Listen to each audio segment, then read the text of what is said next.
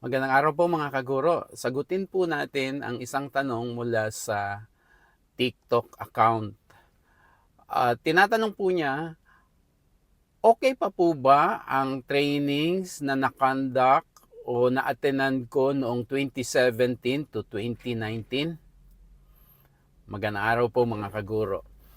Ang training po ng applicant sa Teacher 1 ayon po sa DO7 Series of 2023 at DO24 Series of 2025 ay kailangan pong within the last 5 years. Ano pong kadahilanan nito? Kinakailangan po ng ating training ay relevant pa rin sa panahong kasalukuyan. So, kaya po, yun ang limit. At isa pa po, sa mga for promotion nating mga kasama, dapat po yung training na yan ay hindi pa nagamit sa last promotion. Okay po?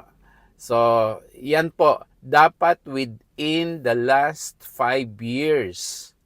So, kung halimbawa, ang pinaka-safe po ngayon ay 2026, i-appraise po ang inyong mga documents probably sa panahon ng bakasyon, May, June. So, ang pinaka-safe po ay June 2022 up to the latest.